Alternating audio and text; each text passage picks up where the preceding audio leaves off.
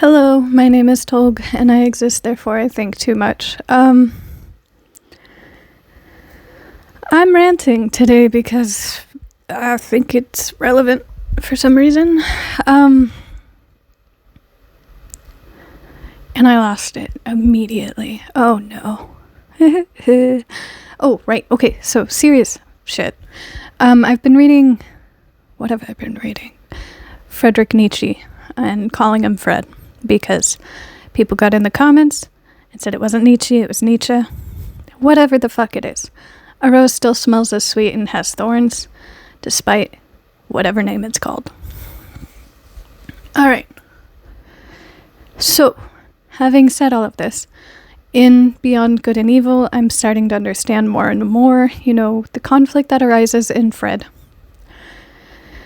And why it would be plausible that Fred would choose to commit to the act he did in order to end his life. Given the conflict of needing to conquer, simultaneously needing to understand, I feel like they're two different forces that would aid if you were a general in an army, but if you're a philosopher, it would probably drive you insane. Having said this, I'm fully open to discussion. I implore discussion. I love discussion, as my aim is to learn more in life. Thank you for the comments, either correcting me or giving, your opinion on it. Really fucking adore the back and forth. I haven't really tried beforehand to be on the internet that much. Because I know this account says, like the YouTube account says that I started it in, I don't know, something like 2010, but that's when I started it. If you go back, I uploaded some weird edits from, I think, high school, but I did not do anything with it prior or after that. And then the Instagram account that I made was made within the last 10 years.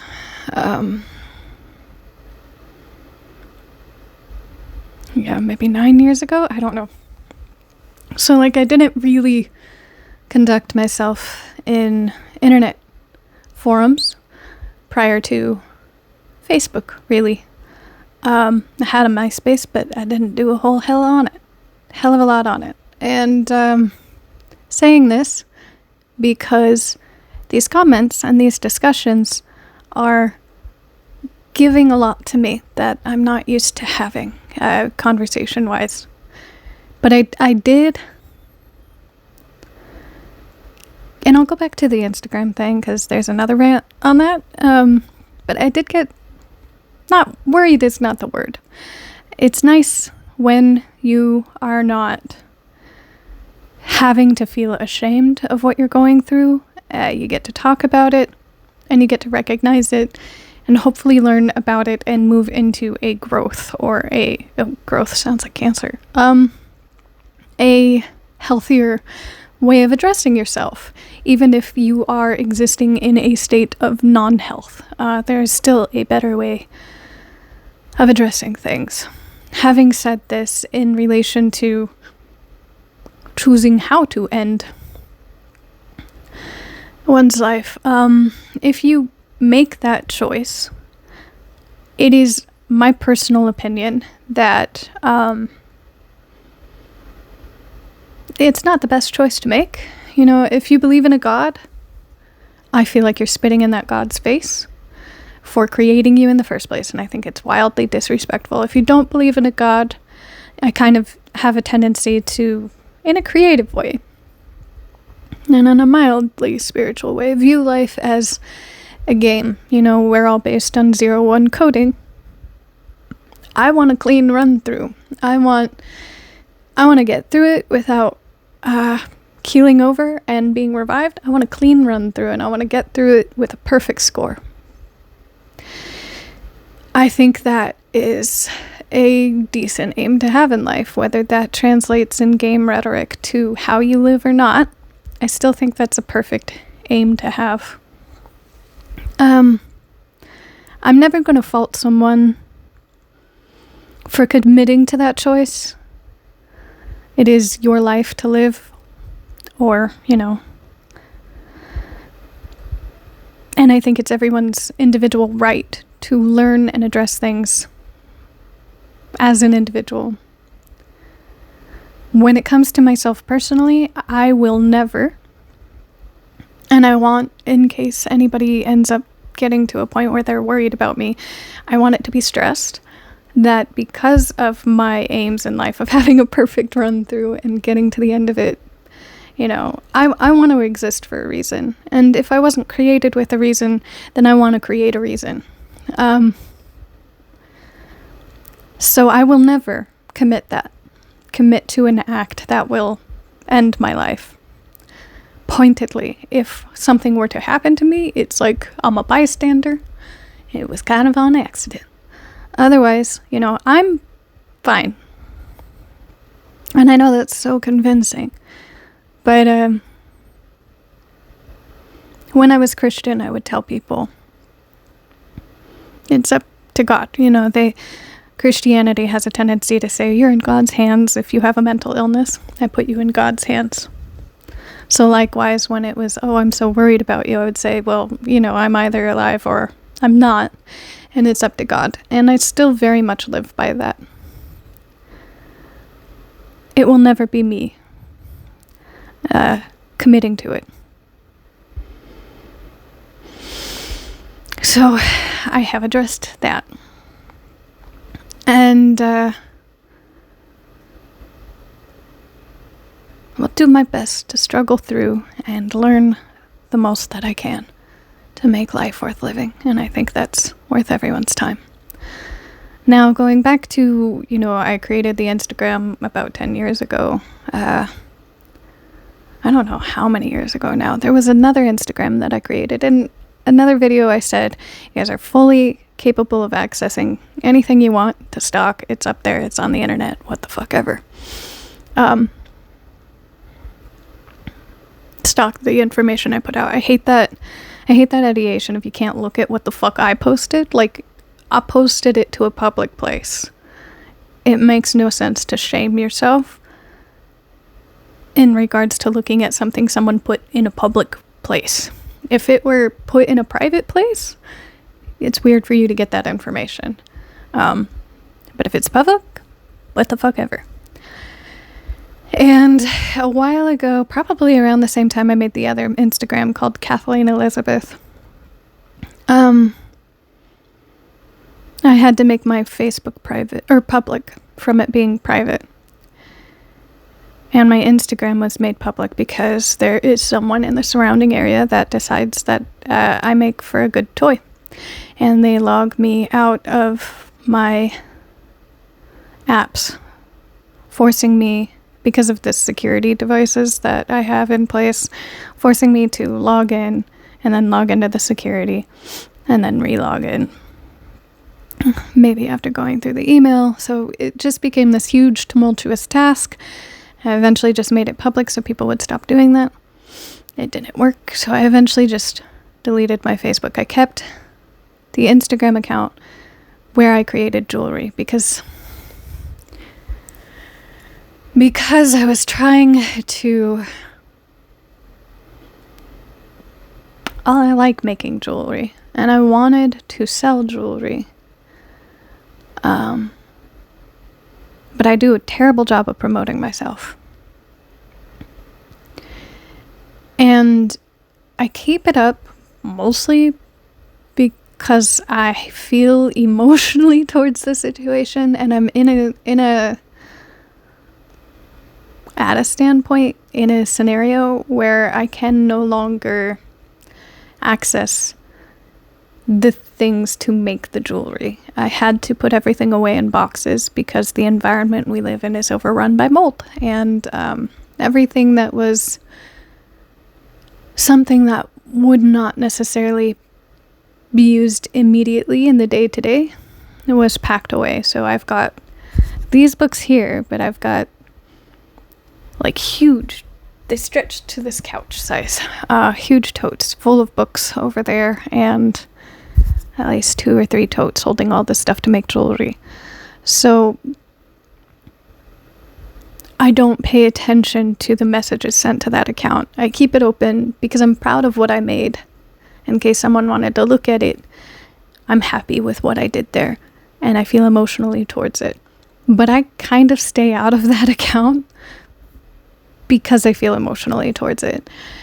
If you are sending messages to that account, I'm not going to look at those messages. In prior videos, I said that if you need help, you can reach out to me. And I gave the cat rice ball link, which I stand by that. Send me a message. It'll go through like it needs to be okayed or something. That makes me feel secure, even if it's a farce of a sense of security.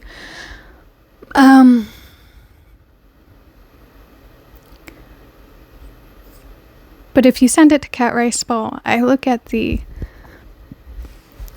messages that aren't necessarily from my friends. I try to see if anybody has sent something that isn't necessarily on my friend list. And I meant it when I said if you need help, you can reach out to Cat Rice Ball. If you're reaching out to Kathleen Elizabeth, I'm not going to respond. So I figured I'll put that there because messages have been sent to that account, but part of the reason I'm not responding is I'm very afraid that you're going to ask for jewelry and I don't have the capacity to make it. And like logically, I know that's probably not what's happening. Illogically, I'm not going to look at the messages. And there you go. So there's that.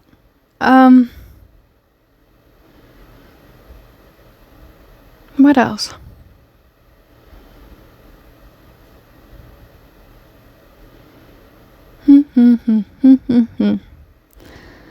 So recently, in current events,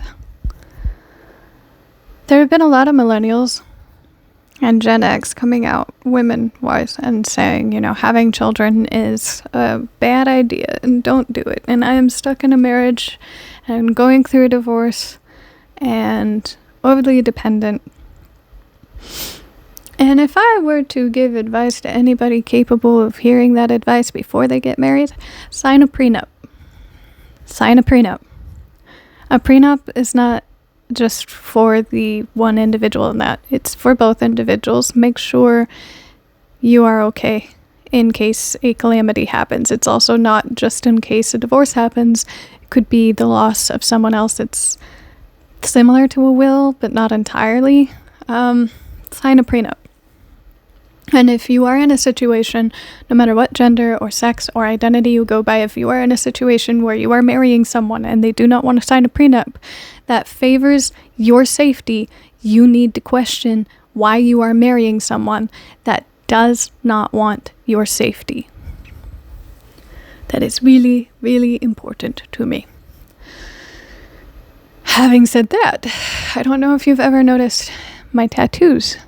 For each one, there is a story of something I went through. I am not planning on getting into that. They're very intimate details of my life. But the reason I tattooed myself very sporadically was because I freaked out at a public event.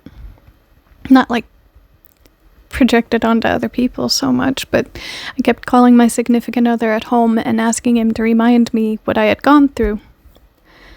Because I kept forgetting in my need to people please and make other people feel comfortable with me. I just lost all sense of what it was I had gone through. So I got back home and I tattooed what I had gone through. And some tattoos were then like this flower on my back that wraps around with the roses or the rose thorns. And others I would tattoo later, like there is a figure on my sternum, and it has no religious significance to me, although it may be tied to a religion. But I was in a scenario, and great tattoo artist, if you're ever in Arizona, I can go through my history and find that tattoo artist for you. Or was I in Nevada? I don't remember. Anyways, I was in a scenario where, in helping out with a situation, I decided to test if the place I was staying at was recorded against my will. And in order to test that, I got a tattoo in an intimate place where you would not be able to see unless you saw me in the private bathroom. And nearly immediately the day after, I got a response from the owners of the house giving me a Christian tote bag to wear around, so that they would not be publicly associated with Satanism. It's a mix between an Ankh and the rune for sulfur. I am not participating in any religion. I do not participate in any religion. I do not like religion. If I were to praise a god, it would be the God of the Old Testament. And I was raised Christian. And that specific symbol means something based on an experience I had due to an abusive situation, not because of any religious significance. So I aim not to insult any religion in having tattooed that in specific, crossing two different mythologies together. It is not my aim to insult anyone.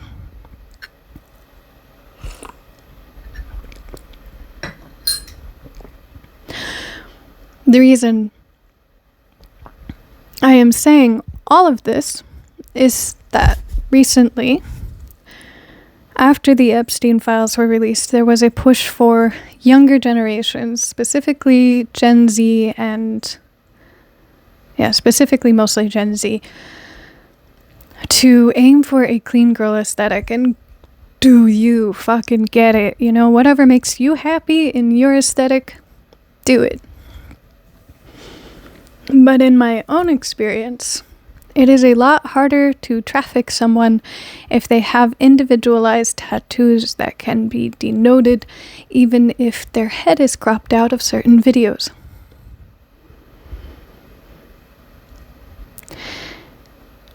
And there has been an uptick in human trafficking cases.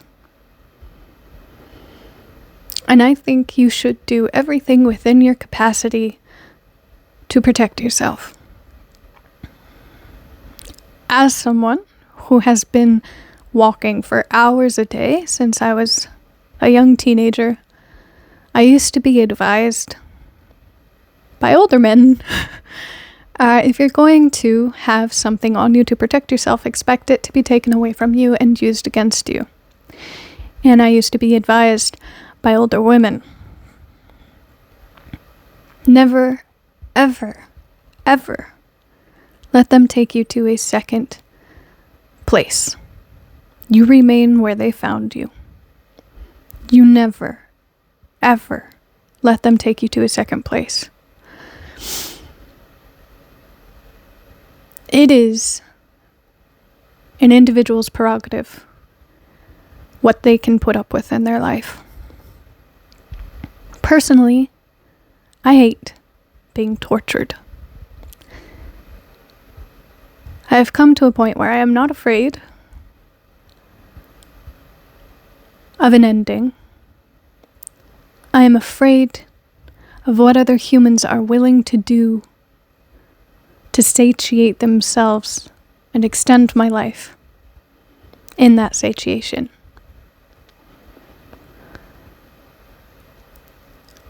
I am very happy with the tattoos I have covered myself in for that reason. And I support body modification exactly for that reason. Self-identifiers are important, especially in a society that wants to hide everything wrong with it behind closed doors. Self-identifiers are great.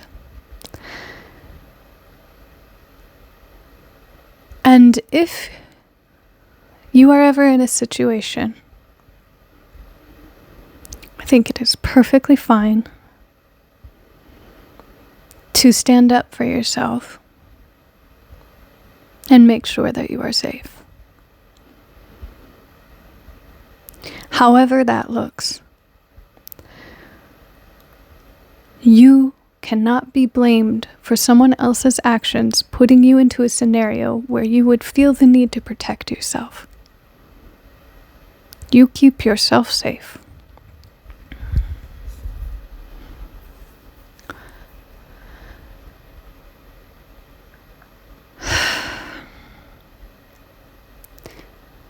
I have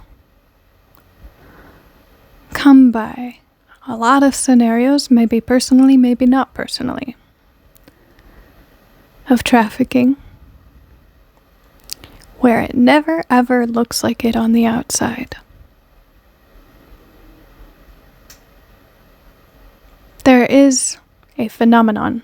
I talk about drug culture a lot. There is a phenomenon of women, children, girls, believing that they made a choice to hop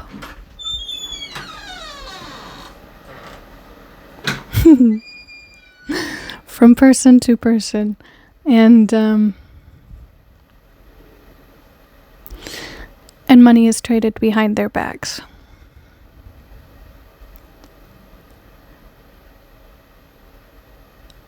In everything I have said, I would love to demand of society to think through their actions and be able to hold themselves accountable to them.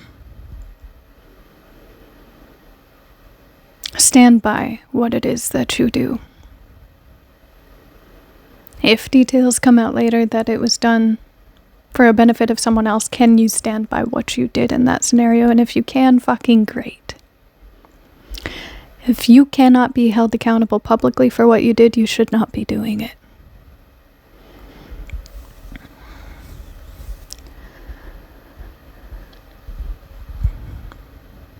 I mean, there are a lot of things that should not be done, even if you can hold yourself accountable, but at the very least, you need to be able to hold yourself accountable for your own actions. Especially if and when they visit themselves on other people.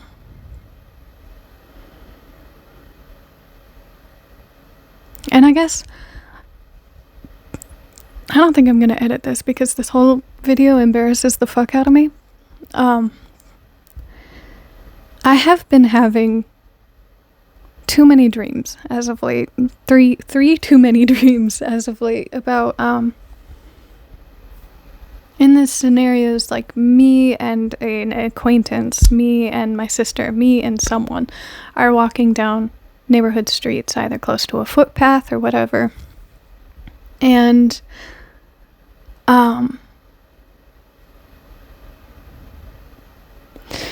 just a neighborhood home, just a general home, is set up with a security camera pointed out,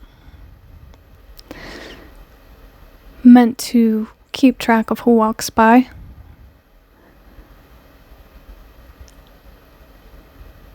And is connected, this one specific dream was connected to like thrift shop out of a Goodwill out of the basement of a church or something. The means by which they would grab people is if they made a habit of walking by. They would learn their schedule. The means by which they would keep people was the front of the organization looked religious or proper in community guidelines. And this walking trail, this personal house, this church, they were all about 2 or 3 blocks away from an elementary school and about the same distance from a college.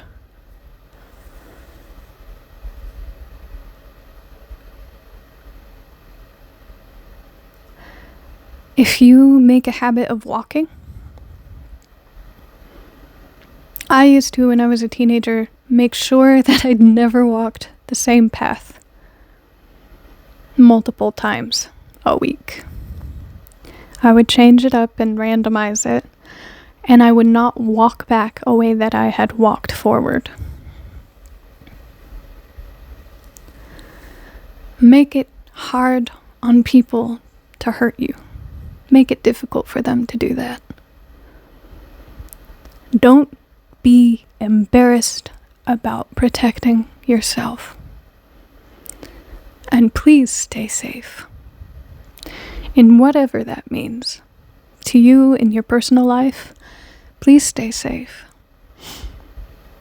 You have every right to live a life you want to live. And you deserve to. Addressing every single thing that I touched on in this video, everybody deserves to feel okay and to feel safe. Alright, take care of yourself, be well, eat well, drink well, sleep well. Bye bye.